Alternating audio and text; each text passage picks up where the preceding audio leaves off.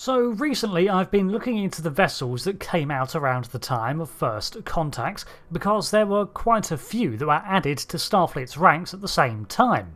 A lot of these were introduced with the same premise in mind, the sort of more aggressive Federation vessels to combat the rising Borg threat, then utilised in the Dominion War. Because of this shared heritage, I always lumped them together: the Akira, Sabre, Steamrunner, and the subject of this video, the unassuming Norway class. So, in real life, the concept was created alongside a handful of others for Star Trek First Contact to bolster the Federation's fleet and make it look like they had not just been relying on Excelsior's and Miranda's ships for over 100 years. It was designed alongside the Akira, Sabre and Steamrunner by Alex Yeager. The vessel was a narrower wedge shape, but a Voyager-inspired design. Considering it emerged from a whole host of concepts, I could not trace a full design lineage, but I do see elements of it reflected in earlier concept work for that film, for the same batch of designs that spawned its contemporary classes. It was modelled by Industrial Light and Magic's artists Larry Tan and Paul Theron, but with the vessel only appearing in motion and in passing, the design detailing was minimal, and as we can see from the model itself, the angles were apparent and less circular than Starfleet norms.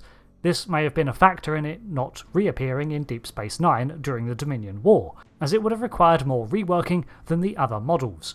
In later years, the class was reimagined and remade by Fabio Passaro in 2015 for licensed works.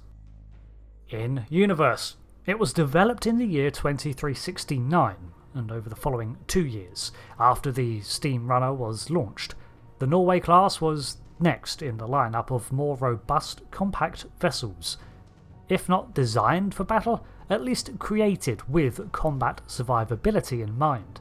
This was the case for the Norway class, which was designed to fill a vacant role in the fleet.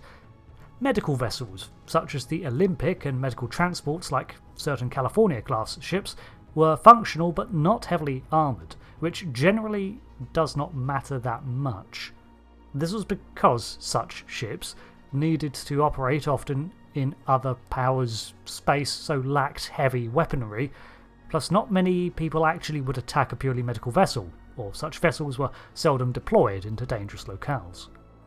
However, the Borg, for example, do not care. And in the heat of warfare, sometimes locations end up isolated from reinforcements and medical aid untenable. So a rapid responder was devised.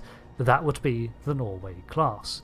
It was planned at the Tycho shipyard in Luna, with the engine design schematics created at the Yoyodyne propulsion shipyards in Proxima Centauri, as well as additional systems from Denobula. The shape of the vessel was designed to deflect fire away thanks to the wedge shape, and the nacelles were strategically positioned. Thanks to its role as basically an ambulance starship, it had extensive medical facilities and research labs dedicated to biological research and culture development, all in the name of curing people. It was equipped with a larger than normal cargo bay, and the nacelle placement was so that should the ship need to transport more than it could hold in emergencies, a series of tractor beams between the nacelles could hold further cargo pods. This kept them within the warp field of the ship, protected, and in less danger of being dropped, even in warp speeds. The prototype of the class launched in 2371 as the USS Norway alongside the USS Finland, and it seems that these were the only such vessels for a couple of years. They were kept close to home, where their systems were extensively tested, and in 2373 they took part in the Battle of Sector 001 out of necessity, and held their own, proving that the extensive consideration in battle was effective, more or less. The line was therefore approved, although in a very limited quantity, and its role was highly specialised. So, it was basically there to dart in and through dangerous zones, carrying a medical team where it was needed while working on cultures and cures along the way.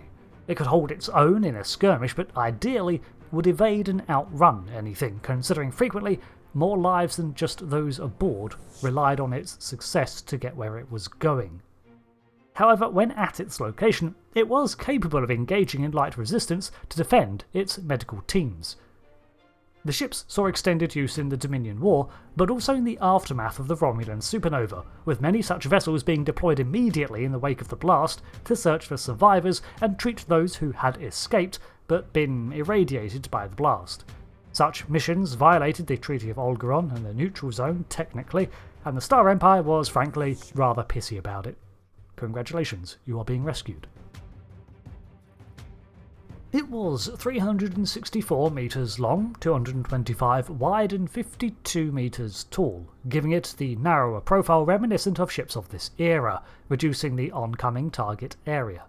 It weighed 622,000 metric tons and was 11 decks tall.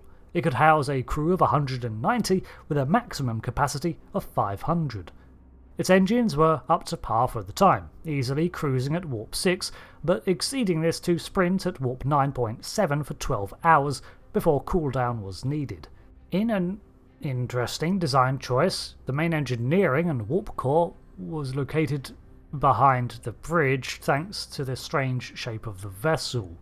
That's kind of convenient, but it also made Deck 1 even more of a target, considering the above angle of attack housed the best shot at taking out both the bridge and the core. This warp core was similar to the Defiance in that it had to be specially designed to function on par with other ships, but at a smaller scale, not as extreme as the Defiant's over-tuned core, but still tinkering had to be done. So, as mentioned, it had teeth. Despite being primarily medical or a science vessel, it was equipped with 6 Type 10 phaser arrays, although some were armed with a further 3 emitters, making a total of 9. There were 2 photon torpedo launchers, one fore and one aft. Somewhere. Star Trek Online also added an experimental weapons slot incorporated into the main deflector array. In terms of auxiliary craft, it had large shuttle bays that always had 2 shuttles on standby for quick launch, but it could hold 2 Danube runabouts or 4 other shuttles, as well as a complement of worker bees. These shuttles were housed on vertical lifts and moved into launch positions, allowing for rapid deployments. Another useful trait is that the ships of this time, Akira, Sabre and such, had the same hull materials, and were actually designed to the same fittings in places, so that starships could swap spare plates to make field repairs should they be needed. So, as a disclaimer, the only reference to it having a medical edge is the Star Trek Adventures RPG, as most other sources focus only on its combat abilities. But I enjoy this addition from the tabletop game. It differentiates it from the others that, as I said in the intro, tend to get grouped together with it.